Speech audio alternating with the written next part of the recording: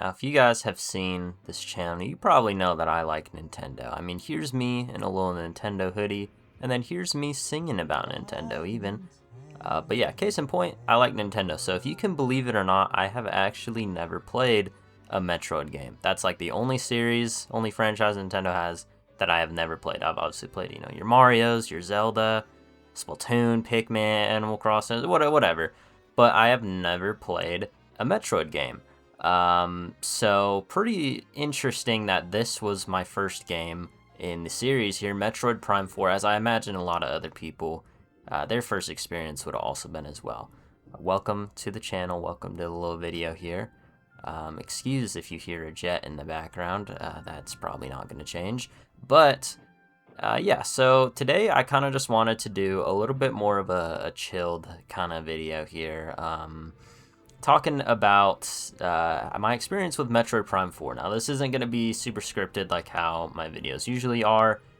I'm kind of just testing the waters here. I kind of mentioned it in the last video where I was just thinking about maybe, 2 videos a month. One's the more like scripted thing, the other is kind of like this. So let me know if you fuck with this. Let me know. I'm still going to do, my little histories and whatnot. But it is going to be a little bit more chilled back, so I'll be saying like my ums and ahs a lot. But if you prefer just the scripted good stuff, let me know. I'm totally fine. I won't hurt my feelings. But I figured I'd test it here. Also, I need more graphic design experience. As you know, I make my graphics now, unfortunately. So kind of, doing this as a win-win for me, at least. Seeing something new and also doing that. But that's not what you care about. Let's get into Metroid Prime 4. So I got this game for Christmas. Thank you to my parents for that. That was very kind of them. And yeah, this is, as I mentioned, my very first time playing a Metroid game.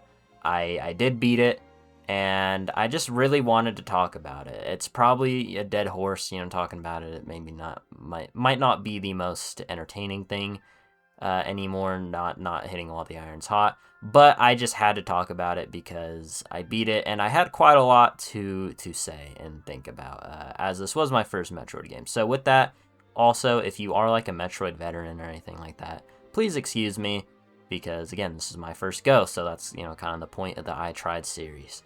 I'm thinking maybe for these little series, this is where we kind of do a little more chilled, laid back, and, the scripted videos is obviously, that. But again, we'll see when we get there and how this is done. But yeah, of course, I am still gonna, talk about what it was like beforehand, because I remember very clearly the pre-release for this game. So yeah, again, a quick little history. Metroid Prime initially was on the GameCube, and I never owned a Metroid Prime game, actually. I had, most of the big hitter titles, your Brawls, Sunshine. I even had Pikmin. But believe it or not, I did not own Metroid Prime. I've had a couple Metroid games before, like, the NES, SNES, things like that. I own Dread, actually. I got that for Christmas a few years ago. Have not gotten around to it, though, I will say. So again, yeah, this was number 1. And as far as Prime 4 specifically goes, this was first revealed at E3 2017, a day I remember very, very well. I had woken up in the morning to watch the presentation. I recorded a little reaction. I actually have the reaction. Maybe I'll put it here in the little video. But yeah, I was happy, People had wanted this game for a very long time. I did not have any attachment with the Metroid series, but I still kind of figured, hey man, good for those people. I thought it was Smash 4 originally. I do remember that. I'm not too sure why I thought it was that, but looking back at it, it really makes no sense. But yeah, regardless, very, very happy for those people. But this is where things kind of already start to get crazy. And I just learned this right now, as of like when I was just doing my little like, I wrote notes very loosely because for this I kind of felt like I had everything I wanted to say stored in my memory bank, but I was just for pacing purposes writing it out. So this game was developed by Kensuke Tanabe. He's been a long-time Nintendo developer, producer, whatever you want to call it. Okay, his work over the last 10 years, I'm going to read off. I wrote down every game that he has been like either a producer or a supervisor of within the last 10 years, from 2015 to 2025. Holy shit. Okay, Kirby and the Rainbow Curse, and I'll give you my little thoughts on them as well. It's been some years. I do own this game. I have tried it. I didn't like it when I initially played it, but maybe things have changed now. Mario vs. Donkey Kong Tipping Stars, have not played that. Chibi Robo Ziplash, I'm sure a majority of people who watch Nintendo videos probably know the sentiment on that game. Mario and Luigi Paper Jam, I have actually played that one, and it's okay. It's definitely kind of the start of the fall off. Dream Team was fantastic in my mind, but it definitely fell off around Paper Jam. Mini Mario and Friends Amiibo Challenge, I'm probably one of 5 people who have actually played that game, and I thought it was cute. I was like 9, 10, somewhere around there when that came out, and I do recall playing that. Metroid Prime Federation Force, I think again, if you've watched any Nintendo videos, I'm sure you know the sentiment on that game. Paper Mario Color Splash, I personally haven't played it, but it seems pretty decent. I do own it. Maybe someday. Dylan's Dead Heat Breakers. Okay, actually, maybe there is 2 franchises I've never played. I've never played a Dylan's Rolling Western game. If that, or Dylan, whatever you want to call it. So I've never actually played those before, but with 3DS it was kind of weird. Not to like sidetrack, but again, I'm not really on a script necessarily. Yeah, 3DS it was only like physical games. I did not use the eShop at all, so other like beyond like demos and whatnot. So I don't really have much experience there. WarioWare Gold, I wish I played that game actually. I've heard it's very good. The Luigi's Mansion 3DS remake, remaster, whatever you want to call it. Luigi's Mansion 3. I was a bit disappointed by it, but it's also been some years, so maybe my opinion has changed. Paper Mario, the Origami King. For what I played of it, I actually did enjoy it. It was a pandemic game, so it was pretty easy to please me. But WarioWare Get It Together, I have not played that one. I've heard that it's, it is solid, but it's not anything special. We have Mario Strikers Battle League. Again, I'm not really going to edit too much into this. I didn't like that game personally. Metroid Prime Remastered, people loved. WarioWare Move It, I loved, actually. I had a great time with WarioWare Moved It. Luigi's Mansion 2 HD, it's hard to imagine it would be bad. I do have it. I'm planning to do the Luigi's Mansion games eventually. DKC Returns HD. It's the same game, but, people didn't really like the remaster for various reasons, pricing and whatnot. And then, of course, obviously now Metroid Prime 4. So, what I'm getting at with all those titles is that he has a very mixed perception to him, to put it lightly. Not the best track record, but yeah, more things started to come out though, such as, so the game was originally developed by Bandai Namco Studios in Japan and Singapore, not Retro Studios. Retro made all the previous Prime games. The team had included some members from LucasArts, the Star Wars and whatnot, who were actually, they had worked on the canceled Star Wars 1313 game, if you know about that. So that's in itself is pretty interesting. We have learned definitely since release that there is a lot of developmental issues that went on with this game that I'll kind of sprinkle in, here and there throughout this. But the game was not shown at all in 2018. So I remember, again, I'm using my experience because I was alive and well active in this time. The game was in 2017, so my thought was, okay, you can maybe excuse the rest of 2017 because all it was just that little trailer, so it was probably a little bit early. Then 2018, kind of around E3 2018, that was when it was a little concerning that they didn't show anything. Reggie assured that, development was going well, it's progressing smoothly. Bill Trinan shared that, they would show off more when there was something to really wow people. But then, by the end of 2018, nothing still is shown, and we're kind of like, okay, what the hell's going on here? That's a bit weird. Then, the big one, January 25th, 2019. I actually remember this day very well. The video was uploaded on all Nintendo socials, their Twitter, their Instagram, YouTube, whatever, of Shinya Takahashi delivering the news that the project was being restarted. He said that the previous studio hadn't met Nintendo standards and that they had enlisted Retro Studios. They still kept around Kensuke Tanabe for the project as producer, but they brought in Retro Studios to step in, and of course they are deeply sorry. I remember that a lot. Yeah, I remember that day very specifically.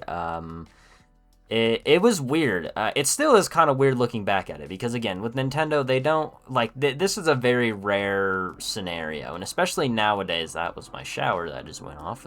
Sorry about that. But yeah, they definitely don't. They just don't do this. They release their games, for one, especially now in the Switch era, a lot closer to when the release is. Like, usually kind of around like 3 months or so is the general time. They'll show trailers, for a game maybe like a year in advance, whatever, 2 in advance. But typically, if they are showing a game or like giving it a date or something like that, it's releasing in a relatively close time. I cannot think of any game that they have done this with, actually, where they've announced, hey, we're restarting development, making a video about it.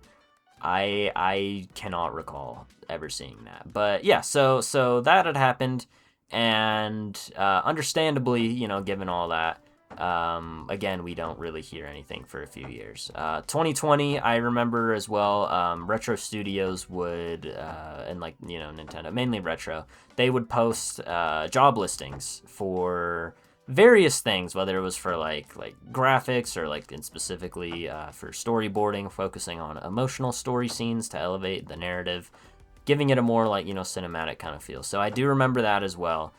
But then we finally got to see it after. So this would have been 5 years or so from the initial when they had canceled it.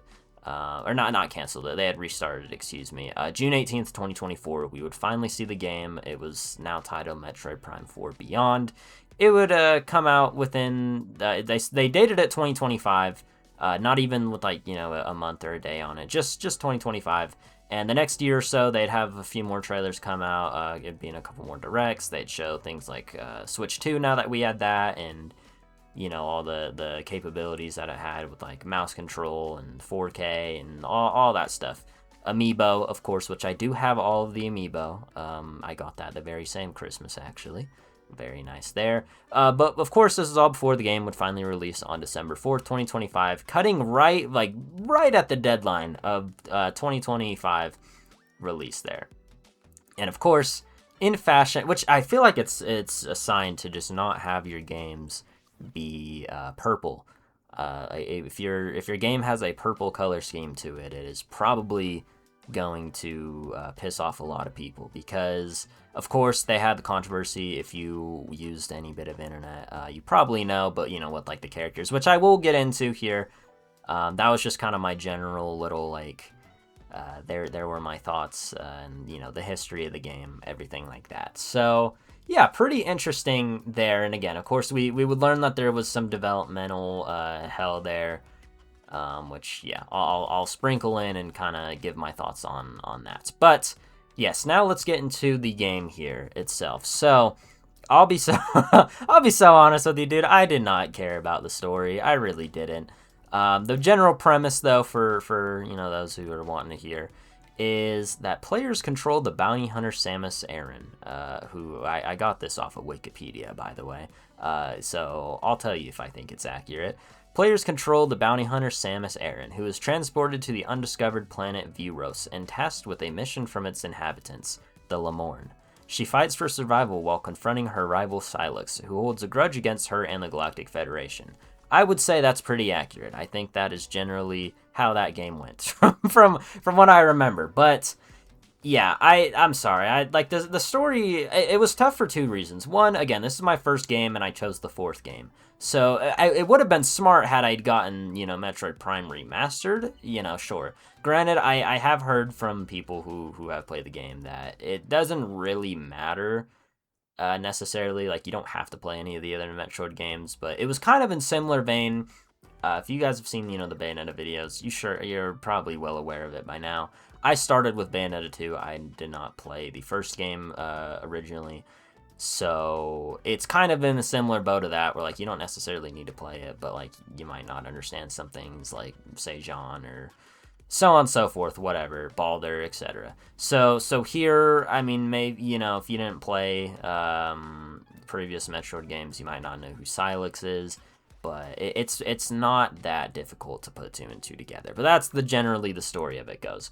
But yeah, now I again, I wrote down my thoughts here, and I have quite a bit to say. So I split it up into 3 categories: the good, the meh, the bad, and then of course at the end I have my little final thoughts. So let's be positive and let's start off with the good. My first thing of note is the game is seriously beautiful. Like, this game is absolutely stunning. It really, like, God, man, I would put it here. Here's my thinking. I think genuinely this is a, you know, when they talk about the best looking Nintendo games, whatever, Luigi's Mansion 3 is usually always the one that gets brought up, especially nowadays. I would slide this right in there with it. I think this game was seriously beautiful, and I didn't even play on the 4K. I played in the performance mode, so it was I believe the 1080p, 120 frames. Awesome. Really, really good stuff there. Sorry, let me take a sip of my soda here. Actually, no, we're good. Sorry.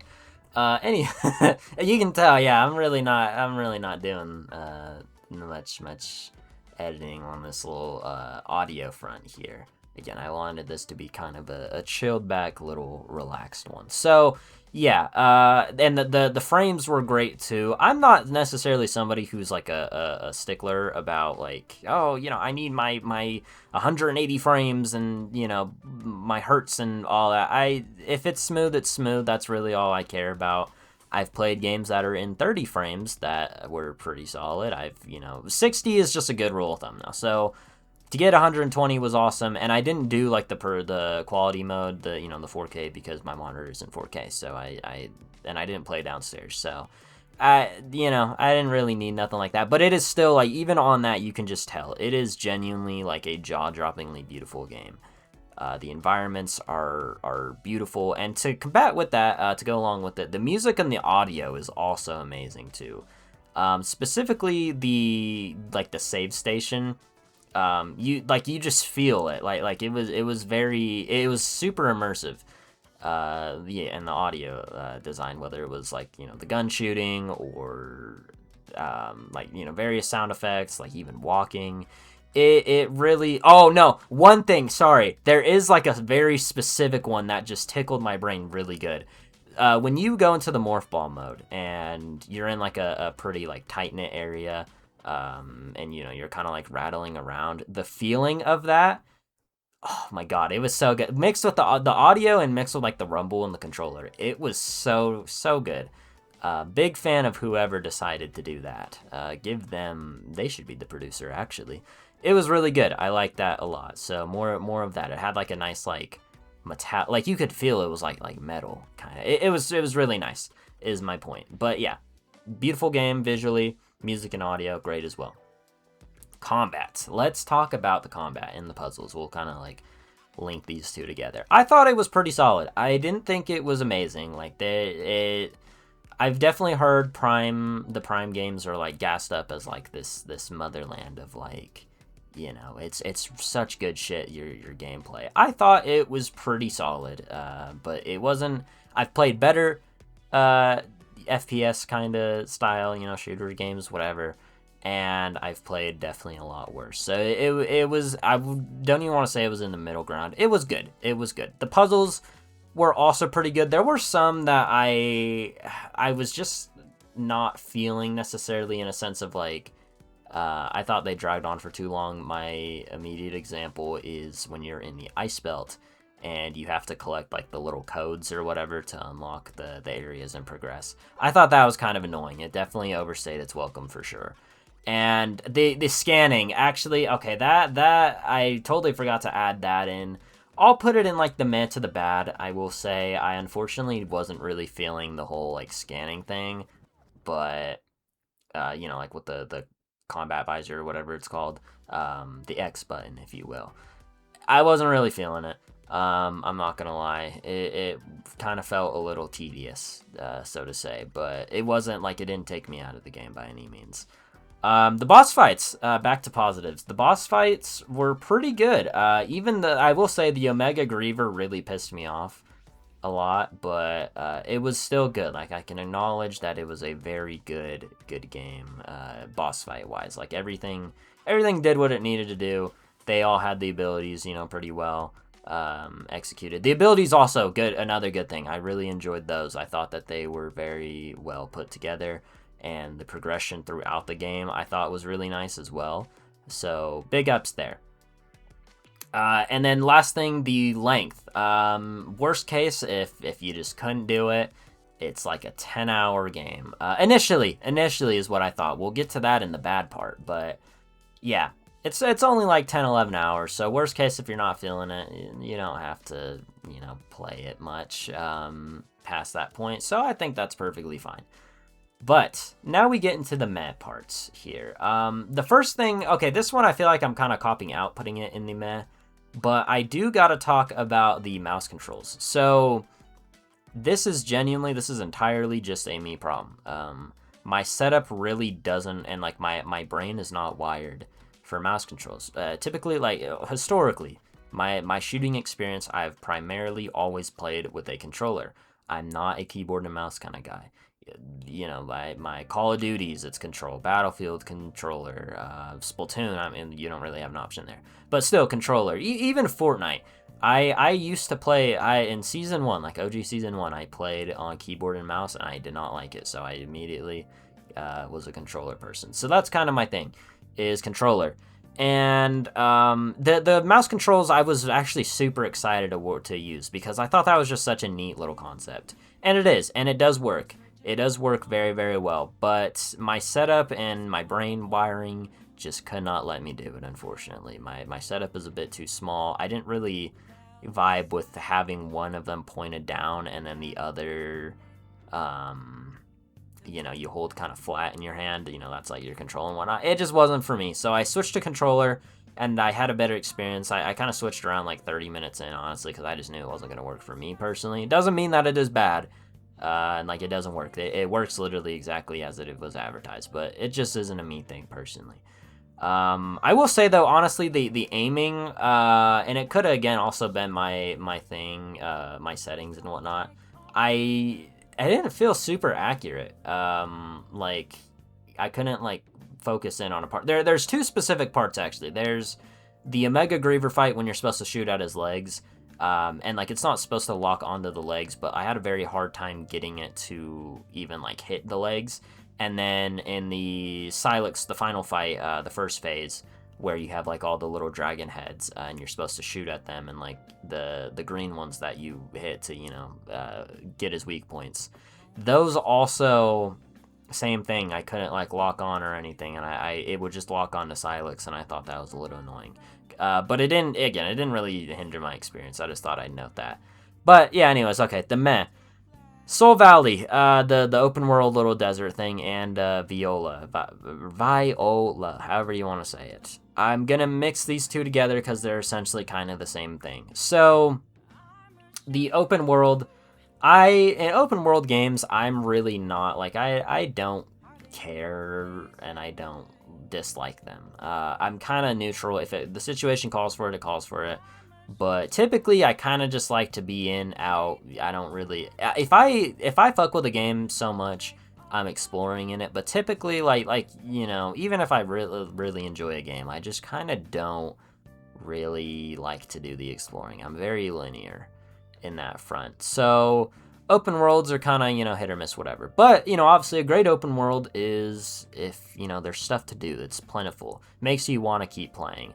And this game, there's really nothing in the open world, the Soul Valley, the desert, whatever you want to call it. There's not a whole lot in there, I will say. But I don't think it really takes away from anything game-wise, like, because all the segments that you are in the desert, they're pretty much over before it gets tedious. Like, they are kind of exactly in and out, and most of the time it's just transporting yourself from one area to the next. It takes maybe like 3 minutes, whatever. And then the bike, Viola, whatever you want to call it. Okay, I don't think the game needed it. I will say that. I don't think that it... it was definitely added for sure just because Samus on a bike is cool. And it is, so that's why I'm fine with it being in there. And, like, you know, it has some cool things. Like, I can't lie, it is pretty fun, you know, just strolling around on the bike with Samus. Even if it is a little stiffer, I will say. It's not, like, a loose control necessarily. But, you know, I think it's just kind of Both parts are, they're there. That's my stance on it. They don't take up too much time. They weren't super interesting. But they're fine to say there. But now we have to talk about the bad, and honestly, this is why I made the video in the first place. So, when I play games, I generally know my feeling on it almost immediately. Like, right about, like, from like, the first hour or so. I generally can tell I like this game, I don't like this game. I have never been so bipolar on a game ever in my entire lifetime of playing games. I've been playing games since I was, you know, the single digits, before age 5, right? Like 3 years old or so. And I just genuinely, like, for every good thing there is also something bad. So I would be like, I'd be super immersed into the game. You know, it'd be quiet, it'd be, you know, everything I want. The gameplay's fun. And then something would happen. Usually it's the characters, and that's my first point. And it would just suck me out of the immersion. I was in and out of immersion the entire time through. So, characters. That is probably maybe the biggest gripe, potentially. Let's talk about these. So again, I've mentioned it a few times throughout this video. I have never played a Metroid game before. This is my very first time.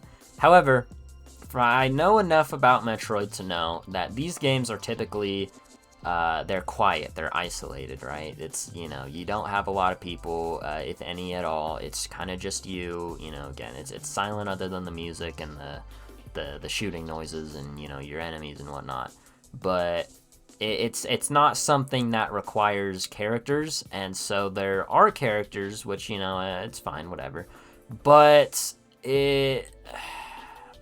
Jesus Christ. They're so fucking annoying. They're so fucking annoying. And I've debated with people, like my friend Matt, Salty Matt, if he happens to be tuning into this. He played the game for like an hour or so, and he was like, oh, you know, I like the Miles McKenzie dude. That is a very Matt nature thing to say, I will say. But no, I'm sorry, the dude's fucking annoying. Like, okay, perfect example. Let me paint you this picture, okay? So in the game, you have to give, well, I guess they're optional, but they're kind of not at the same time. You have to give these upgrade chips, you know, for your arm cannon. So it's like elemental ones. So you have a fire shot, a thunder shot, the ice, etc., etc. And the first one that you give him, this Miles McKenzie dude, who you rescue in the Fury Green, the opening kind of area of the game, the forest, if you will. And he's, you know, even then, even when you rescue him, he's so fucking irritating. He's like, oh, get me down from here. Like, oh, maybe you can shoot that thing, whatever. But so you give him this ability. I'm pretty positive the first one was the fire shot, I think, or the morph ball, or whatever the first one is that you give him. And he's like, oh my goodness, this is, you know, a tech from, you know, blah blah blah blah blah. I can maybe do something with this. And then as you're about to leave, because he's like, okay, you go boy, John ahead, whatever. He's like, it's about to get real nerdy in here. What the fuck? It's about to get real nerdy in here. So you have this game, this franchise, where, you know, again, you're isolated, you're alone. You know, it's serious. For a Nintendo game, it is serious. And you have this fucking geek talking about it's gonna get real nerdy in here. Why? Why would you even do that? It just doesn't make any sense. It was, I don't even know if it was like laughably bad. I was just like, oh my fucking god. Like, I closed my eyes. I couldn't do it. That's not all the characters, though. Though I will say they're not all as bad. You have, let's see, off the top of my head, this dude, Takobi, I think, Takabi, one of the two. He was actually fine. He's like this like kind of Western dude who doesn't have a leg. He was cool actually, and because he was cool because he didn't really talk much, so that was pretty neat. Then you have the robot. He was fine also because he doesn't really talk, and he has like, but he kind of has like Baymax vibe to him. Big Hero 6, if you know what I'm talking about. So I was kind of just like, I don't know, man, maybe, sure, you're fine. You have this dude Sarge who he's fine, but like he also kind of does a couple like quippy things. That's the problem. Is like there's characters who are quippy.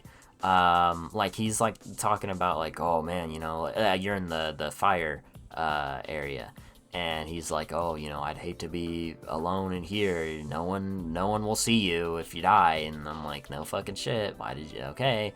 Then you have the girl Nora, his like understudy, whatever. Crazy. My dad was in the military, and I don't know what the fuck an understudy is called, like the terms, because he was like a lieutenant or some shit. Not the point. Yeah. So this girl, her whole thing is that she's like fucking in love with us, essentially. Like right when you see her, she's like, oh my goodness, it's Samus Aran, like, can I hug you? And I'm just like, bro, okay, like, what the fuck are we doing? So my general point with this is, for every moment, I'd be having a great time, you know, like, again, I'm alone, there's no characters in my ear yapping useless bullshit, I'm, you know, doing my puzzles, whatever, fighting, and it's a great time, like, I'm actually enjoying myself. But then a character would chip in and just say some stupid bullshit that would just take me out. And it happened every fucking time. Every single time it happened. And I was just like, Jesus Christ, man. Like, we just gotta let it go. Let's see. Oh, no. Okay. The characters I was talking about, you know, that's the bad thing. This is genuinely the worst fucking thing. Like, I seriously, you can defend the characters, you know, you like your little quirky characters, fine, whatever. There's no fucking way anybody can ever possibly defend this. Let me tell you about this. And I'm going to tell you this in the lens of how I played it. So, I progressed through this game. I'm grinding. Like, this would literally be, I would come home from work, and I would put in like an hour or two each day. It took me about a week to finish the game, I would say. So not terribly long, but, you know, given my schedule and whatnot, it took me a little bit longer for like an 11-hour game. So I'm playing every single day, you know, I'm progressing even through the bad, you know, getting immersed, getting unimmersed, whatever. And you reach the final point of the game, like the ending climax. It's about like 9 hours, 45 minutes in to 10 hours in, out of 11. Again, it's like an 11-hour game. So every time you go into the open world, the Soul Valley, Miles McKenzie's on the fucking radio gawking, talking about you know, make sure that you're going over to this area and make sure you're fucking digging in my ass and, you know, everything like that, right? But, he mentions periodically, he's like, oh, there's green crystals that, make sure you're collecting green crystals, fucking, hey, have you snorted green crystals, like, you know, everything like that, right? But it doesn't outright tell you why you need to collect these green crystals, okay? It doesn't. There's no point in the game where they're like, hey, these green crystals actually do something. And I didn't look up any like spoilers or nothing. I only looked up a couple guides because admittedly there were a couple times where I got lost. Like, for example, if I had shut off the game before I had went to bed and then like I played it the next day and I didn't remember where I was, like things like that, you know, nothing crazy. So again, you go to this fucking, this ending part, right, where you go back to the Fury Green, the whole gang's there, we're getting ready to do a final fucking battle, you know, we're against Silex, whatever. And then this motherfucker Sarge, he tells you, he's like, make sure you collect the memory fruit. Like, we need the memory fruit to progress. He just brings that up randomly, and I'm like, okay, what the fuck's the memory fruit? Did I miss something? So I'm kind of scanning around Fury Green, you know, whatever. I'm kind of seeing it, and I can't find anything. So I was like, fuck it, I'm just, by this point in time, I was honestly getting a little tired of playing the game. So I was like, you know what, I'm just going to look this up and see what the fuck is the memory fruit. And it involves the green crystals. You have to go back into Fury Green, and you offer them, kind of like in Breath of the Wild, the statues, like where you would offer the 4 shrine little cores or whatever, and you would get like a heart, or you'd get an energy portion, whatever, stamina, excuse me. Kind of like in similar vein to that. So when you open the menu, you have a little bar, and it fills from like 0% to 100, and it's, you know, for green crystals. They do not fucking tell you in this game that you have to collect these green crystals for this memory fruit, which is like, okay, you know what, fine, whatever. It's like, what, maybe 25% of the way there? No, you have to fill this thing up to 100% completion. I thought it meant you had to get every single green crystal. Thankfully, you don't, but you have to get a pretty good amount of them. And the problem with that is, if you remember me talking about the Soul Valley, the open world, there's another jet flying, excuse me. If you remember me talking about that, you will have remembered that I said it was very dull, and that there's not a lot in there. So, you're in this giant-ass open world, trying to find even a sliver of green crystals, and you just can't. And they're not available in any other level. They're available kind of in, like, the shrines. They have a couple in there, but you cannot find them anywhere else. It's just in the open world. So you're scrolling, you're going through, you're finding every little bit of this shit, and you have to get to 100, and they don't fucking tell you. There is zero possible way you can excuse that shit. It's just bad. It's just fucking bad.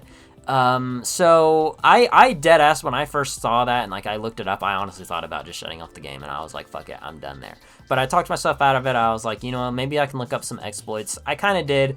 You get when you're in the morph ball, you get this ability to release like a giant ass bomb explosion, and I got that.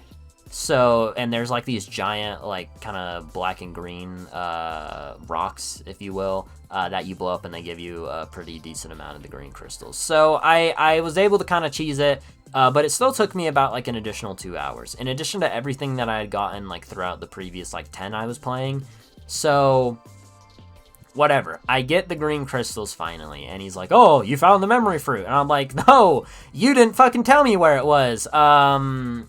Yeah, so the green crystals, terrible. There's no reason why you should have a game lock its ending behind something to collect. I don't give a fuck if it's you know, whatever. If it's the most fun objective to collect ever, you should never have to do that. It's only fine when you only need like a small amount. Like take for example Mario Odyssey, right? For a kingdom, like you'll need, I don't know, like Bowser's Kingdom, I think you need, what is it, 7 or 8 moons to progress, and you can get those in very, very easily. You just have to, you know, beat the brutal boss and whatever. That's good progression, it makes sense. You're collecting a little bit, but you know, it's nothing crazy.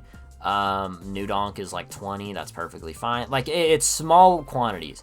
This you have to fill up in an empty open world that like you can barely find things in. In Mario Odyssey, you can find a power moon fucking opening a toilet seat. You can't find these green crystals without like fucking going, you know, like a mile or two or whatever. It was annoying.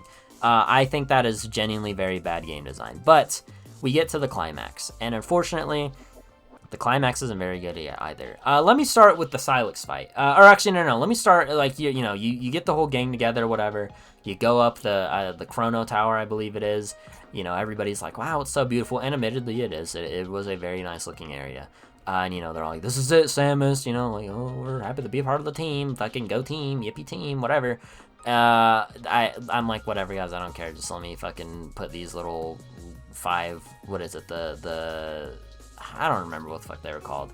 You need to collect 5 of these like little shard diamond looking pieces to, you know, you need those for the tower to like activate it or whatever. And then Silex comes out. Okay, and you fight him. Let me tell you.